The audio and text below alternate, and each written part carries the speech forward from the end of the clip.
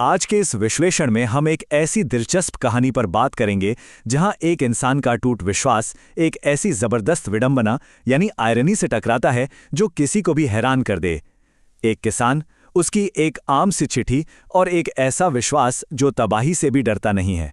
इस कहानी का नाम है अ लेटर टू गॉड। तो सोचिए जरा, एक आम इंसान आखिर क्या करता है जब उसकी आंखों के सामने सब कुछ तबाह हो जाए और उसके पास कुछ ना बचे। ऐसे में जब किसी व्यक्ति का अपने ईश्वर पर बिल्कुल अंधा और अटूट विश्वास दूसरे इंसानों की बेहद सच्ची दयालुता से टकराता है तो क्या होता है, यही हमारी आज की चर्चा का मुख्य बिंदु है। और यकीन मानिए, इसका नतीजा बिल्कुल वैसा नहीं निकलता जैसा हम आमतौर पर सोचते हैं। चलिए शुरुआत से देखते हैं कि आखिर हुआ क्या था। एक किसान की सबसे बड़ी उम्मीद। कहानी यहां से शुरू होती है। घाटी में एक छोटी पहाड़ी की चोटी पर अकेले रहने वाले लेंचो नाम के इस किसान ने अपने खेत में बेहद बढ़िया फसल उगाई थी। फसल पूरी तरह से तैयार लग रही थी, पर जैसा कि हम जानते हैं, एक किसान का पूरा गुजारा और अस्तित्व मौसम पर ही तो निर्भर होता है। उस शानदार फसल को बस एक आखिरी चीज चाहिए थी, और वो थी थोड़ी सी बारिश। और तभी उत्तर दिशा से आसमान में काले बादल घिर आते हैं। लेंचो की खुशी का ठिकाना नहीं रहता। वो बाहर निकलता है और कहता है कि अगर ईश्वर ने चाहा तो आज बारिश जरूर होगी। अचानक जब बारिश की बड़ी बड़ी बूंदें गिरने लगती हैं तो वो ठंडी बूंदों को महसूस करने के लिए बाहर निकल पड़ता है। ये बूंदें उसके लिए सिर्फ पानी नहीं बल्कि किसी जीवनदान जैसी थीं। भयानक ओलावृष्टि, और यहाँ प्रकृति अचानक अपना रूप बदल लेती है। ये बदलाव वाकई बेहद दर्दनाक था। एक तरफ लेंचो का नजरिया देखिए, जो बारिश की शुरुआती बूंदों को नए सिक्के कह रहा था। उसने छोटी बूंदों को 5 के और बड़ी बूंदों को 10 के सिक्कों का नाम दिया, क्योंकि यही फसल तो उसके लिए आमदनी बनने वाली थी ना। लेकिन दूसरी तरफ अचानक हवा बेहद तेज हो गई और आसमान से सफेद कठोर ओले बरसने लगे। जब ओले गिरे तो खेत की हालत ऐसी हो गई जैसे पूरी जमीन नमक से ढक गई हो, पूरी तरह से सफेद और बंजर। इन नए सिक्कों की उम्मीद बस एक ही झटके में उस नमक जैसे सफेद तूफान तले दबकर रह गई। इस तूफान का नतीजा सच में रुला देने वाला था।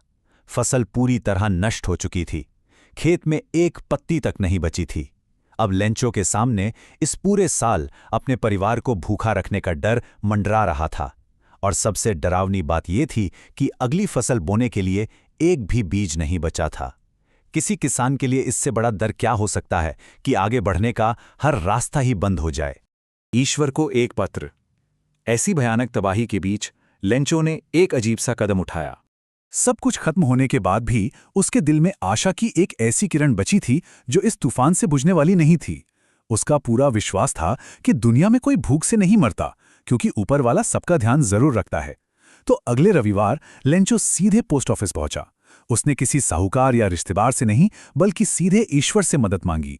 उसने खत लिखा जिसमें बताया कि उसकी फसल तबाह हो गई है और उसे अपने परिवार को बचाने और नई फसल बोने के लिए 100 यानी एग्जैक्टली 100 पैसों की जरूरत है। लिफाफे पर पते की जगह उसने लिखा टू गॉड और इस अनोखे खत को डाक डब्बे में डाल दिया। पोस्टमास्टर की पहल। अब कहानी में एक नया मोड़ आता है जब यह खत पोस्ट ऑफिस के स्टाफ को मिलता है। एक डाक कर्मचारी को जब यह अजीब सा खत मिलता है तो वो उसे सीधे अपने बॉस यानी पोस्टमास्टर के पास ले जाता है। पोस्टमास्टर का रिएक्शन वाकई देखने लायक था। पहले तो वो ईश्वर का पता देखकर जोर से हंस पड़ा। खैर, जल्दी ही वो काफी सीरियस हो गया। वो इस बात से बेहद हैरान था कि आखिर किसी शख्स का ईश्वर में इतना मजबूत विश्वास कैसे हो सकता है। उसने सोचा, काश मेरे पास भी ऐसा अटूट विश्वास होता। बस यही सोचकर उसने तय किया कि इस खत का जवाब जरूर दिया जाएगा ताकि उस किसान का विश्वास टूटे नहीं। लेकिन खत खोलने पर उसे एहसास हुआ कि सिर्फ हमदर्दी और शब्दों से काम नहीं बनेगा। इस जवाब के लिए असल कैश की जरूरत पड़ेगी। पोस्टमास्टर ने हार नहीं मानी। उसने अपनी तनख्वाह का एक हिस्सा दिया और अपने दोस्तों और बाकी कर्मचारियों से थोड़े थोड़े पैसे चंदे के रूप में इकट्ठा किए।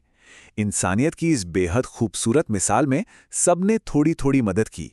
पर देखिए, इतनी कोशिश के बाद भी वो सब मिलकर सिर्फ 70 यानी 70 पैसों ही जमा कर पाए।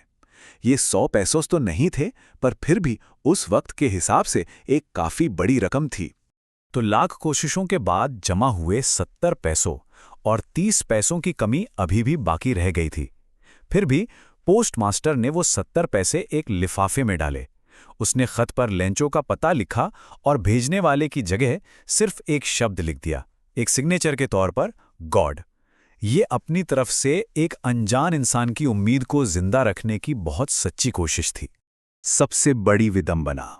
और अब वक्त है कहानी के सबसे बड़े और आश्चर्यचकित कर देने वाले क्लाइमैक्स का। अगले रविवार जब लेंचो फिर से पोस्ट ऑफिस लौटा तो घटनाएं बहुत तेजी से घटी।